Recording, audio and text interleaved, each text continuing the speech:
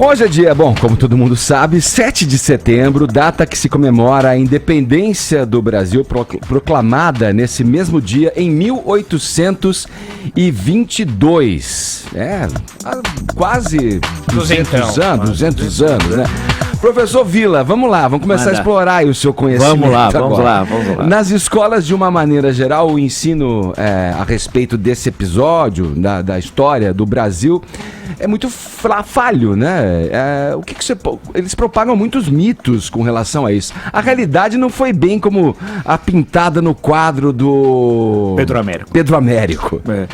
A coisa toda mas em parte é normal, cada país constrói seus mitos, né? Isso faz parte da história de cada país e sempre o ensino didático de cada país se constrói uma série de legendas, tal, e assim se reproduz a história. Agora, o episódio de 1822, claro, você tem, durante o período nem foi comemorado a independência de 7 de setembro, foi comemorada a coroação dele em 12 de outubro, né?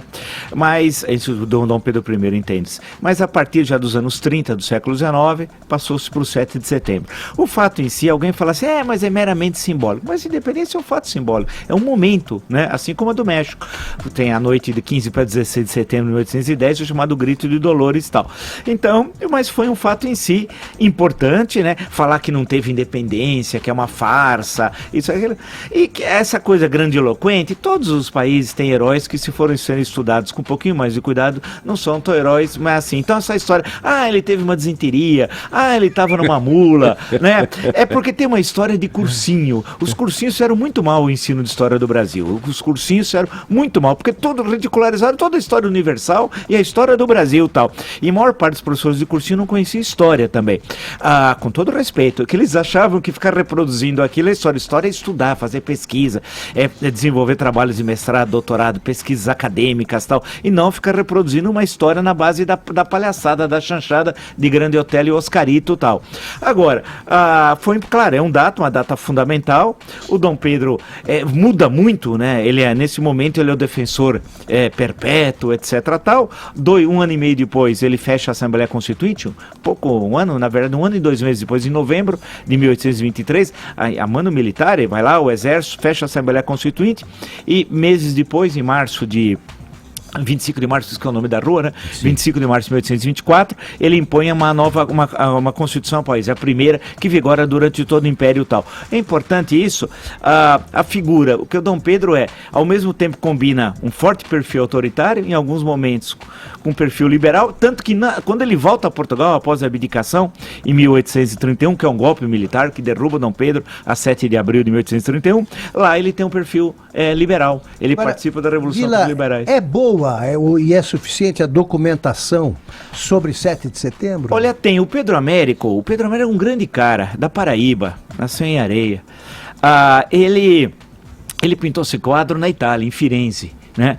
E o quadro foi inaugurado em abril de 1888 com a presença de Pedro II, da Rainha Vitória, da Rainha da Sérvia, presença do rei de Portugal, e eu achava que foi tão depois, eu estava olhando até o cartaz, a presença do imperador alemão, que era parente, o imperador alemão que tinha parentesco com o Dom Pedro II e tal, e o imperador austríaco. Ele ficou um tempão pintando esse quadro lá, o Pedro Américo, e depois vendeu mais de 100 mil ingressos, porque o sujeito, para ver o quadro, precisava comprar ingresso e tal. O Pedro Américo depois volta ao Brasil após a proclamação da República, ele que viveu em Firenze anos e anos, né, com dinheiro, uma bolsa do Dom Pedro II, adere à República e vira deputado constituinte na Constituinte em 1891. Agora, ele, para fazer esse trabalho, ele buscou informações da época, conversar com personagens, né, e teve como base alguns quadros europeus que reproduziam cenas mais ou menos parecidas. O de Napoleão Napoleão. Agora, falar em plágio é exagero, plágio também é demais, né, mas tem a questão do Napoleão III em Solferino e tal. É um bom quadro. É um bom quadro. O quadro é um quadro representativo. Você pode fazer várias leituras político-ideológicas do quadro e tal, né? Agora, o mais terrível, Edgar, é que esse quadro ninguém pode ver. Por que ninguém pode ver? Tá Porque no Ipiranga. fecharam o Tá Museu do fechado. Ipiranga há Essa 4 anos! E vai abrir em quando? Em 2022. 22. É Não tem inacreditável, projeto. não tem sequer projeto, né? Então é um É absurdo. lamentável. Então Lamentável. hoje devia ter uma fila danada, Exato. né? Exatamente. Semana da Pátria, todo mundo lá cantando o hino, vendo o quadro, não pode ver. Passeando pelos jardins Pelos do museu, jardins, que são bonitos então os jardins. bonitos os jardins, tem todas aquelas estátuas importantes que contam a história da independência. O bairro, todas as denominações do bairro do Ipiranga são denominações da independência, personagens da independência. Tem uma rua que o pessoal passa embaixo do fura-fila, que é Juntas Provisórias, Sim. que tem um amigo carioca que falou, pô, que estranho, é juntar alguma coisa provisoriamente lá. Eu falei, não, são as juntas após a independência, constituídas nas câmaras municipais, juntas de governo e tal, né? Então você imaginou um passeio no bairro? Tá tudo fechado. Ninguém tá nem aí com o bairro, com as ruas. Ali no E parque... ele está sob a guarda da USP, né? Da USP. Que Da é USP. dependente. É. Que não é independente, depende do governo e não consegue fazer nada. Tá lá, e tá lá com a USP, e aquelas, no Parque da Independência, tem umas estátuas belíssimas, sei lá, com espadas, roubaram as espadas, o túmulo do Dom Pedro, os restos mortais, tá lá. Há tempos atrás você não podia chegar, porque era o cheiro de urina fortíssimo tal. Agora, nem próximo você chega.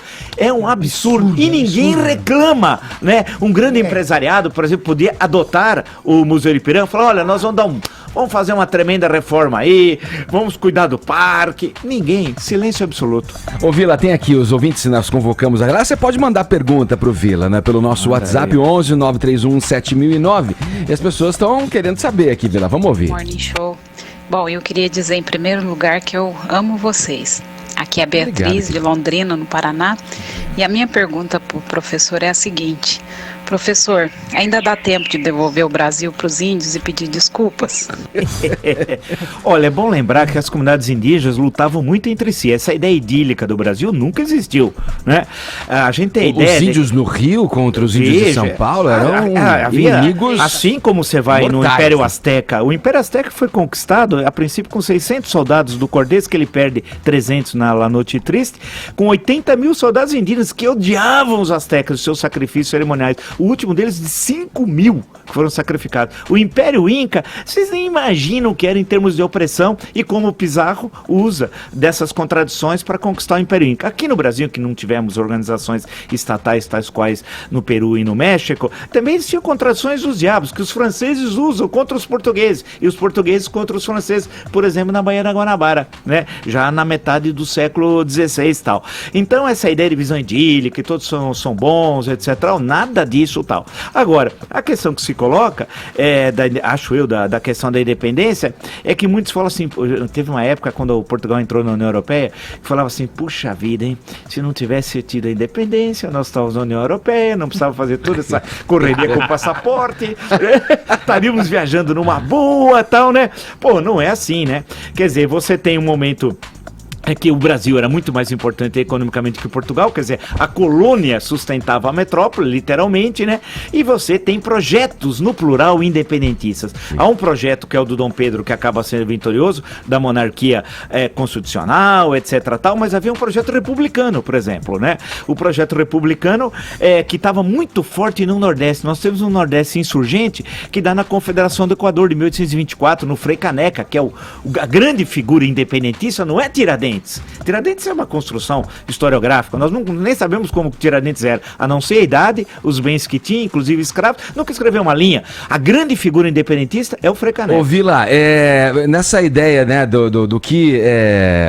do caminho que a gente trilhou para chegar até essa situação do Brasil, acho que você já respondeu várias vezes, mas eu queria te perguntar pelo seguinte, o Dom Pedro, desde o Fico, né, que foi no começo desse ano, né, de 1822, né, o dia do Fico lá e tal, até chegar na independência, né, na proclamação da independência, a alegação dele era de que Portugal era um país escravagista e queria manter, né, a escravatura aqui no Brasil.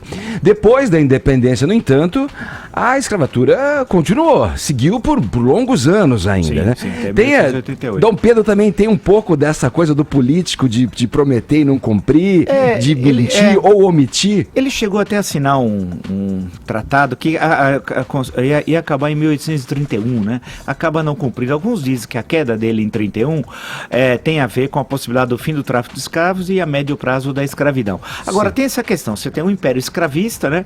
Agora, tem as questões que envolvem Dom Pedro, porque o pai, Dom João VI, foi coroado imperador de Portugal, Brasil e Algarves, tal, aqui no Brasil, né?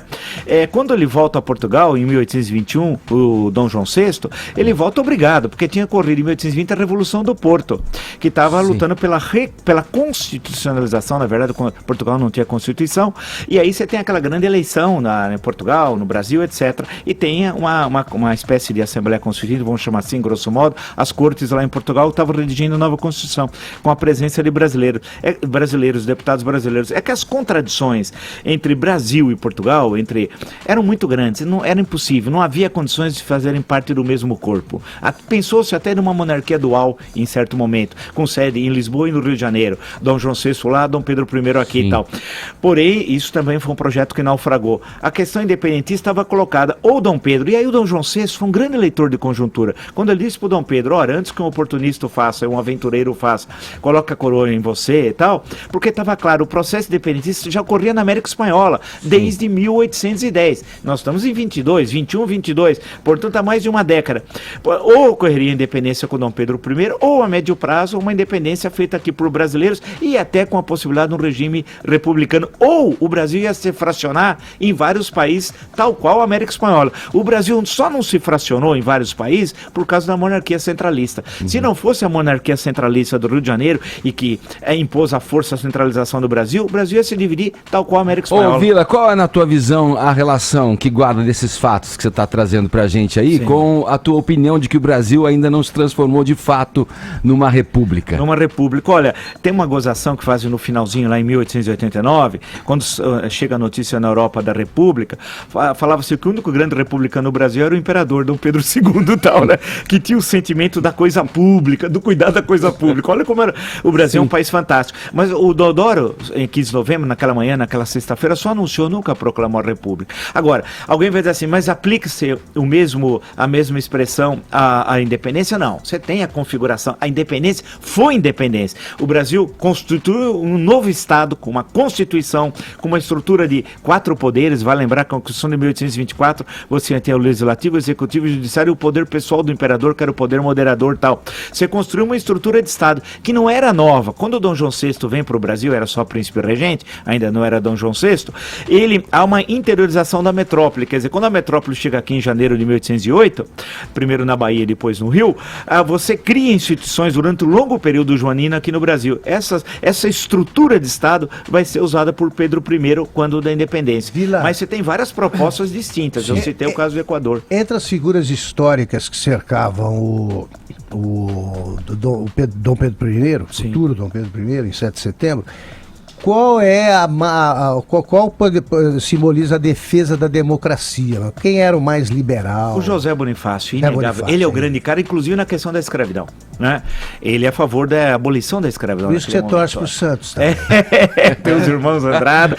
Santos já tem uma carreira longa pela liberdade e pelo esporte bretão. Aliás, você falou em Santos, tudo, me lembrei da Marquesa de Santos. Marquesa de Santos. Qual é o papel dela na vida pública, né, do Dom Pedro ali? Né? O Dom Pedro era um sujeito, quando você vê as biografias do Dom Pedro, tem algumas aí no mercado, boas, é uma pessoa estranhíssima. Ele nunca teve uma educação formal, nunca estudou, ele sabia que nunca. E era mal visto pela coroa, não era? Depois de um certo tempo. Ele teve, que a família também, né? A família era complicada, né? Primeiro, a mãe, a Carlota Joaquina, era doida de pedra. Sim. E feia, uma das mulheres mais feias que eu já vi no mundo. Porque quando o Debré faz um retrato dela, ela é horrorosa. E olha olha que quando você faz um retrato, você melhora, né? Você dá uma garibada e tal. Era uma coisa horrorosa tal. A E família era neto louca. de Dona Maria. De Dona Maria I louca, né? Então, e uma família com 1000 divergências, o irmão Dom Miguel, que tinha rivalidade com Dom Pedro, a situação é muito complicada. Agora, e a formação dele é muito precária. Ele disse que quando ele quis educar muito seus filhos, ele seria o último dos braganças ignorantes. Ele disse isso. Agora, por outro lado, ele tinha um talento, ele era um sujeito muito inteligente, um talento musical que foi reconhecido por muitos. A música do hino da independência é dele, e é uma música muito boa. A letra atribuíam a ele, na verdade, é do Evaristo da Veiga. Quando ele vai para o exílio, antes de ir para Portugal na Guerra Civil, ele passa pela França, tá? O Rossini o recebe, o ouve, conversa, ele assiste alguns recitais. É incrível, ele tinha uma potencialidade assim, muito grande, mas nunca passou pelo ensino formal. E tinha variações emocionais terríveis e tal. Agora, a grande figura de mulher é a Princesa Leopoldina. Ela é chave. Primeiro, ela tem um estudo muito acima da média da família real. Pô, ela veio de Viena, caramba, de Viena. Conhecia ciências naturais, trouxe vários sábios cientistas austríacos aqui para o Brasil e tal. E ela articula, inclusive com uma ampla correspondência, para garantir o reconhecimento da independência do Brasil. Ela é a grande figura e foi muito maltratada pelo marido tal, que tratava muito bem em si a Marquesa de Santos, né, que era amante, teve uma filha que faleceu relativamente cedo, a Duquesa de Goiás, e ela é a grande... Era bonita, a Marquesa é bonita e vai casar depois com o Brigadeiro Tobias, o da Rota aí, né? E ela vai depois ter uma longa vida tal, vai ficar muito rica, a Marquesa de Santos tal. Agora, a figura da Leopoldina é uma grande personagem que ultimamente tem bons trabalhos que acabaram sendo publicados e pesquisas sobre ela, inclusive sobre o seu papel político no processo independentista. Quem que é o personagem mais fascinante desse começo do século XIX, na tua opinião? Olha, eu gosto de alguns. Eu gosto do pai do José de Alencar, que participa da independência. É um padre, José Martinez de Alencar, pai do Alencar. Ele teve 8 filhos. No testamento ele escreve por fragilidade humana. Essa é a expressão que ele usa. E o pai dele, o José Martinez de Alencar, é um grande cara. Ele participa de Minha Carne é Fraca. Ele participa de 1817. A avó do José de Alencar, mãe do padre José Martinez de Alencar, Dona Bárbara, é a primeira presa política do Brasil tal. Ele participa de 1817 e depois ele é deputado nas cortes em 1821, foge quando é para assinar a Constituição, ele não quer assinar, porque a Constituição no fim tinha artigos contra o Brasil, foge para Londres, José Martiniano, vem para o Brasil, participa da independência, depois participa da Constituinte de 23, participa da rebelião de 1824, né, contra o Dom Pedro, a Confederação do Equador, Pernambuco, Ceará tal, é preso, o seu irmão morre, Tristão de Alencar Araripe, ele é condenado à morte. Aí faz uma súplica ao imperador, um texto incrível. Ele tenta justificar o injustificável. Eu estava na confederação, fui eleito, presidi a reunião, mas eu era contra. Como era contra? O cara foi eleito, presidi a reunião dos rebelados tal. O imperador o perdoa da morte. Ele é eleito em 1826 deputado por Minas e Ceará. E em 1831, no 7 de abril, ele derruba Dom Pedro. Né? Ele é um dos articuladores da queda de Dom Pedro. Em 1840, o golpe da maioridade, ele que articula, tanto que o José de Alencar, num livro, numa pequena memória, faz uma referência breve às reuniões que tinha, ele quando pequeno assistindo, vendo o pai, e o pai era um hábil político, foi deputado, senador, e sabia, e era toda a habilidade que o pai tinha, o filho não tinha, porque o escritor José de Alencar, ele foi deputado e ministro da Justiça, mas guardava o rancor na geladeira e tal, era um sujeito que não tinha a mínima habilidade, e o pai liberal, filho do Partido Conservador, veja a contradição, ele é uma grande figura, pouco conhecida, lembrada um pouco no Ceará, tem uma rua ali. Tem biografias boas? Tem pouquíssimas. Uma vez eu até me aventurei, eu ia muito ao Ceará quando estava estudando um livro sobre a seca, eu recolhi até um material dele como presidente de província, tal, discursos, eu falei, um dia escrever um livro, mas aí vai demorar. Fala, Vini. Como que se deu o processo de reconhecimento dos outros países como o Brasil como nação? Demorou muito? Quem foram os primeiros? Na década de 20, passou pelos Estados Unidos, pelo reconhecimento inglês, foi importante. A Inglaterra era a chave. Os Estados Unidos era importante, tudo bem, mas não tinha importância, né? Mas a Inglaterra, então o reconhecimento, há trabalhos, inclusive bons estudos, né? Sobre todo o processo do reconhecimento diplomático dos países. E aí a Leopoldina também joga um papel fundamental, reconhecendo, e aí dependeu de Portugal também dar o aceite. Aí que vem aquela questão do empréstimo de 2 milhões de libras esterlinas, que o Brasil acaba assumindo essa dívida que Portugal tinha na Inglaterra, E o Dom João VI acaba chancelando. Durante um período, inclusive, ele era considerado, havia o título ainda que ficou de imperador do Brasil para o Dom João VI, mas por um breve período, porque ele morre logo depois, e aí há a querela da sucessão. Porque quem era o sucessor do trono em Portugal? O filho mais velho era Dom Pedro I. Mas a Constituição de 24 não podia acumular coroa. Enfiaram um artigo, porque já prevendo essa possibilidade. Então ele não podia acumular coroa, se ao mesmo tempo imperador do Brasil e rei de Portugal. Ou ele era uma coisa ou era outra. E aí quem ia sucedê-lo? Então o que o Dom Pedro faz? Assume e abdica em seguida, para sua filha mais velha, Dona Maria da Glória e tal. Só que o irmão, Dom Miguel, fala, não, pois era o Dom Miguel, falei, eu quero assumir como rei de Portugal. Aí o Dom Pedro faz um acordo. Casa a filha, que era menor de idade, era criança, com o Dom Miguel, né, esperando que dessa forma conciliava com o irmão, mas a quem seria a rainha seria a sua filha tal. Porém o Dom Miguel aceita momentaneamente, mas depois entra numa guerra civil, toma o poder, e aí quando o Dom Pedro cai em 1831 numa rebelião, em parte é por causa dos problemas de Portugal, porque ele estava se preocupando mais com Portugal do que com o Brasil. Aí vem o golpe de 7 de abril, é engraçado, nesse dia, no 7 de abril, o Duque de Caxias era muito jovem, e o pai do Duque de Caxias é um dos líderes do golpe. Só que o Duque de Caxias está com o Dom Pedro I e o pai com os golpistas, vamos chamar assim, não é? Grosso modo, vai. O Dom Pedro opta, então, por ir para o exílio, e aí vai participar justamente da Guerra Civil contra o irmão. E morre em 1834, no mesmo quarto que nasceu, no Palácio Queluz, né? Tinha o quê? 36 anos. Viveu pra caramba. Ô, Vila, fala pra Paulinha parar de anotar, que isso tá tudo no livro. Depois você... Eu ia falar isso, porque... Na aula você fica anotando, você não presta atenção, né? né? Mão até com cãibra agora, foi complicado. Ô, Edgar, e essa vai ter cena... gravação disso, né, pra gente ouvir depois. Pause. Vai ficar lá no YouTube, a gente pega depois. Tá bom. Fala, Vila. E essa cena da independência do Brasil vai ser ilustrada hoje também na novela Novo Mundo, novela das 6 da Globo, que mostra, né, este tempo... com algumas passagens reais, mas outras de ficção também, mas eles vão retratar aí a independência com o Dom Pedro I, que é interpretado pelo Caio Castro, que falou que viveu uma expectativa enorme por essa cena, que ele já sabia desde o início da novela que ia fazer essa cena, né? Será que ele leu, sabe alguma coisa sobre então, independência? Ele sabe que o dia 7 é a independência, será? Eu acho que ele estudou um pouco. Eu duvido. Quem é o... É o Caio Castro. Com todo respeito, eu porque duvido. o Caio Castro tem uma declaração polêmica de que ele não lia nenhum não livro, lia livro, não gostava. não gostava de teatro bem também. Olha, eu tenho, na minha família tem muitas professoras, né, do curso fundamental hoje, era o grupo escolar. Sim. Na época do filme, quando ela perguntasse quem proclamou a independência, metade da classe do garoto, Tarcísio Meira. Porque o filme é do Carlos Coimbra, é o Tarcísio Meira, a Glória Menezes é a Marquesa de Santos, e aquela atriz sobrenome alemão A era... mulher do intérprete é a Marquesa. E o Clóvis Bornai é o embaixador francês. E o filme, no fundo, tem um calendário, atual de 1900. Os caras foram por um calendário, esqueceram atrás. Não, né? Era uma gafa. É que nem a Mas foi novela o da... Tarcísio Meira que Que nem a novela da Record, que era o Egito e tinha um extintor de incêndio. Maravilhoso.